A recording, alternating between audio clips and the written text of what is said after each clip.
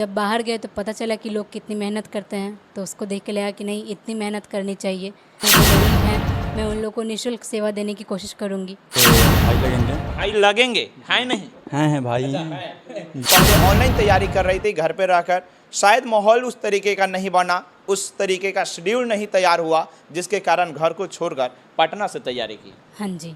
घर पे उस समय आपको क्या मैनेजमेंट में कहीं प्रॉब्लम हो रही थी?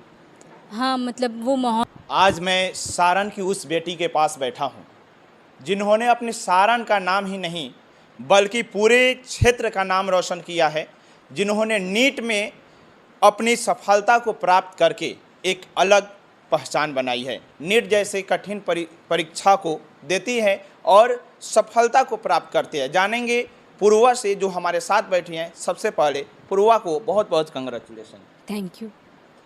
पूर्वा, आप ये बताइए, जो आपने नीट की तैयारी कर रही थी, फर्स्ट ऑफ ऑल तो यही आपसे क्वेश्चन रहेगा कि ये तैयारी आपने कहाँ से किया? ये तैयारी मैंने गोल एजुकेशन विलेज से की, जो कि बेहटा में है। जी। तो वो गोल इंस्टीट्यूट का एक पार्ट है, मैंने वहीं से 1 साल अपनी तैयारी की है। नीट की तैयारी 1 साल की है आपने? हाँ जी, ये मेरा तीसरा अटेम्प्ट था। ये आपका तीसरा अटेम्प्ट है? जी, उसके पहले मैंने घर पे ऑनलाइन तैयारी की थी और इस बार मैंने ऑफलाइन जाकर तैयारी की। घर पे ऑनलाइन तैयारी की थी और वहाँ जाकर क्लासरूम में बैठकर यानी कि ऑफलाइन तैयारी की। आप उन बच्चों को जो नीट की तैयारी या जेईई मेंस की तैयारी करते हैं, उनको क्या बताएंगे जो ऑनलाइन ऑफलाइन वाला, जो आपने दोनों चीज़ों को फेस किया, प्रैक्टिकली उसका नॉलेज आपके पास है कि ऑनलाइन बेहतर होता है या फिर ऑफलाइन? अगर आपके पास बहुत डिसिप्लिन है तो आप ऑनलाइन आराम से कर सकते हैं, क्योंकि ऑनलाइन में सारे मटेरियल्स अवेलेबल हैं। तो उन बच्चों के लिए ऑनलाइन भी बहुत अच्छा है जो पूरे डिसिप्लिन मेंटेन कर सकते हैं। और ऐसे बच्चे हैं जो कंपटीशन में बहुत थ्राइव करते हैं या जो घर पे खुद से बहुत ज़्यादा डिसिप्लिन मेंटेन नहीं कर सकते, उन लोग के लिए ऑफलाइन ज़्यादा बेहतर है। दोनों आपके लिए बेहतर है। बात वही होती है आप कितना ज़्यादा डिसिप्लिन्ड हैं। जितना ज़्यादा अपने आप को डिसिप्लिन में रखिएगा उतना ज़्यादा बेहतर कर पाइएगा। पूर्वा भी इस चीज़ को साबित की। पहले ऑनलाइन तैयारी कर रही थी घर पे रहकर, शायद माहौल उस तरीके का नहीं बना, उस तरीके का शेड्यूल नहीं तैयार हुआ, जिसके कारण घर को छोड़कर पटना से तैयारी की। हाँ जी। घर पे उस समय आपको क्या मैनेजमेंट में कहीं प्रॉब्लम हो रही थी? हाँ, मतलब वो माहौल नहीं मिल पा रहा था, ये नहीं पता चलता था कि कंपटीशन किस लेवल का है। तो जब बाहर गए तो पता चला कि लोग कितनी मेहनत करते हैं, तो उसको देख के लगा कि नहीं, इतनी मेहनत करनी चाहिए अगर कुछ कंपटीशन क्रैक करना है तो। यानी कि कहीं ना कहीं सफलता प्राप्त करने के लिए सामने कंपटीटर का होना आवश्यक है। हाँ, आजकल जितना कंपटीशन है तो ये जानना बहुत ज़रूरी है कि आपका कंपटीशन किस लेवल पे है, बिल्कुल। तभी आप खुद को उस हिसाब से प्रिपेयर कर सकते हैं। अच्छा, सबसे पहले चीज़ एक बताएंगे कि जब आपने इस रिजल्ट को देखा तो उस समय आपका रिएक्शन क्या था? मतलब ठीक ही लगा, क्योंकि रैंक तो बहुत पीछे जा चुका है इस बार।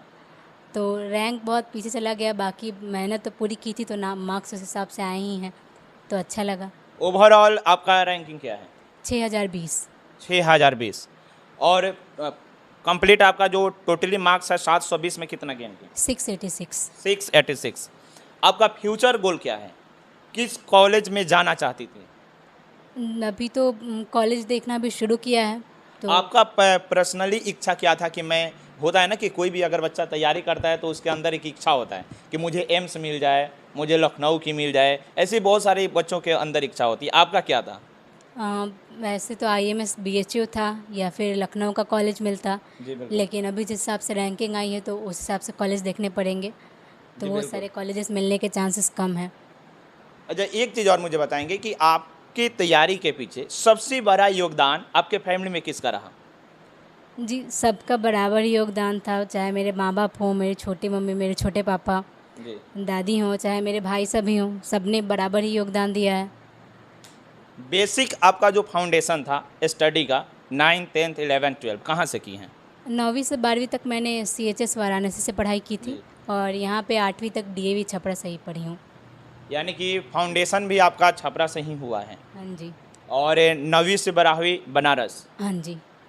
उसके बाद अब होता है ना कि जब हम सफलता की सीढ़ी पे कदम रख देते हैं तो सफलता तो मिलना निश्चित है, क्योंकि आप सफलता की तरफ बढ़ चुकी हैं।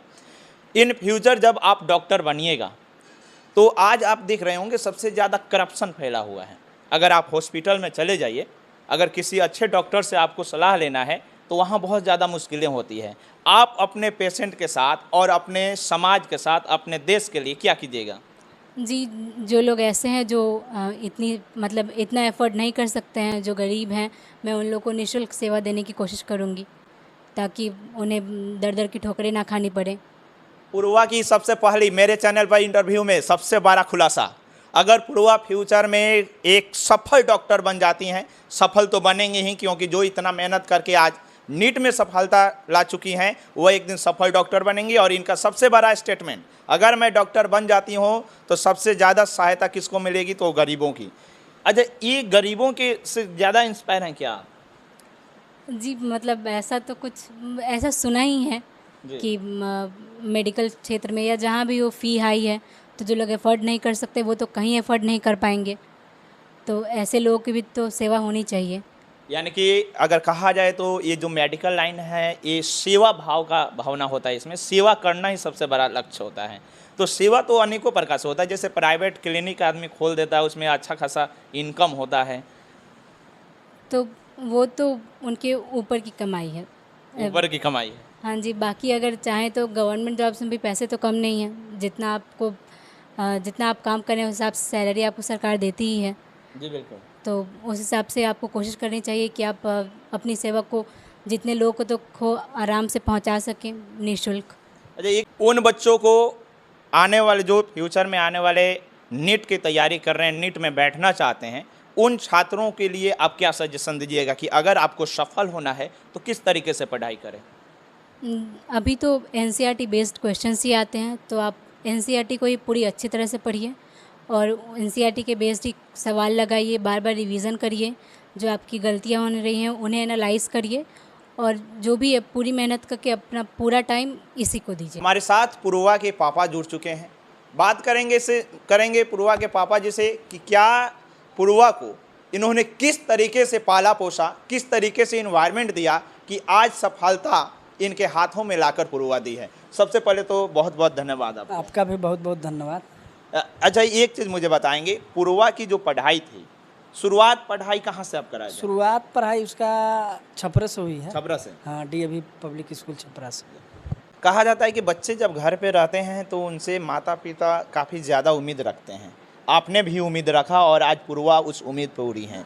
अब आपको कैसा लग रहा है, अपनी बेटी पर कैसा गर्व हो रहा है? बहुत गर्व हो रहा है, बहुत गर्व है। फील हो रहा है। जी बिल्कुल। और अब क्या कहें, अब इतना अच्छा माहौल दी है, खुशी दी है कि उसके बारे में कुछ कहा नहीं जा सकता।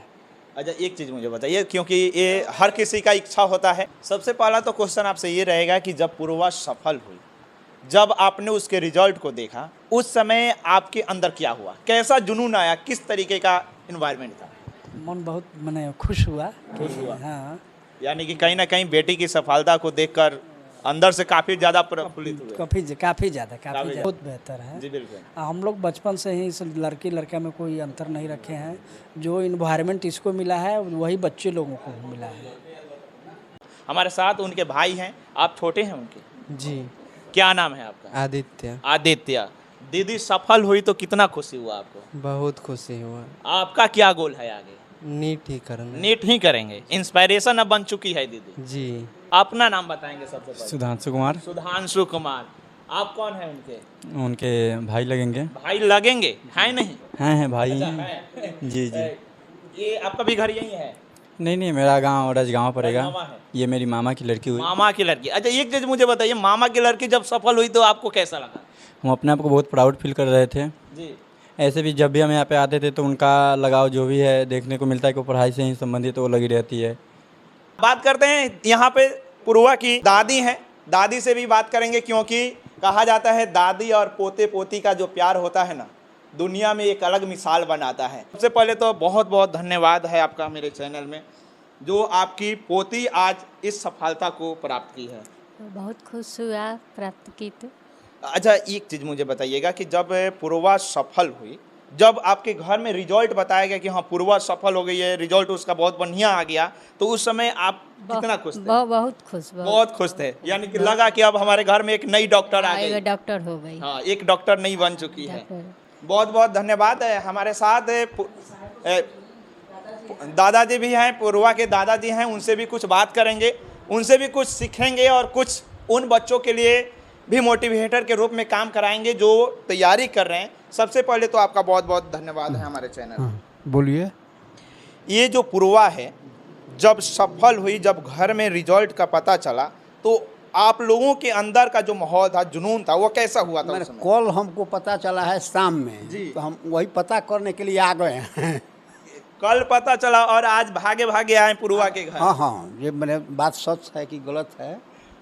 अच्छा, यानी कि अभी भी आपके अंदर शक था कि पूर्वा सफल हुई है कि हाँ, नहीं? मैंने मालिक कन्फर्म करने के लिए ना आए हैं। आजकल तो फोन की जमाना है, फोन दौड़ाइए कंफर्म हो और जाए। बात तो अब दिमाग में से हट गया, मार्केट में थे। अच्छा, यानी कि कहीं ना कहीं उम्र का पड़ाव है, दिमाग कमजोर भी हो सकता है, लेकिन सबसे बड़ी चीज कि देर हुआ लेकिन छोड़े नहीं। देर ना मालिक, मेरा उम्र 75 साल पूरा हो गया है जी। जी, हाँ 75 साल हो गया, फिर भी भागे दौड़े आए हैं पूर्वा से मिलने के लिए कि एक है हमारी छोटी पोती है जो सफल हुई है, तो उसे मिलें और बधाई देंगे। क्या चाहते हैं वो, किस प्रकार की आगे डॉक्टर बने? भविष्य में बहुत अच्छा करे। हमने सुना है कि आपके जो दामाद हैं राजेश कुमार, डॉक्टर शिशु विशेषज्ञ हैं, बहुत अच्छे, छपरा में उनका क्लिनिक चलता है, बहुत अच्छा। क्या इस बच्ची को भी उसी राह पर चलकर समाज को सेवा करने की आवश्यकता है? जरूरी आवश्यकता तो है, आवश्यकता तो है, क्योंकि समाज में अच्छे डॉक्टरों की कमी है, खोज है। है।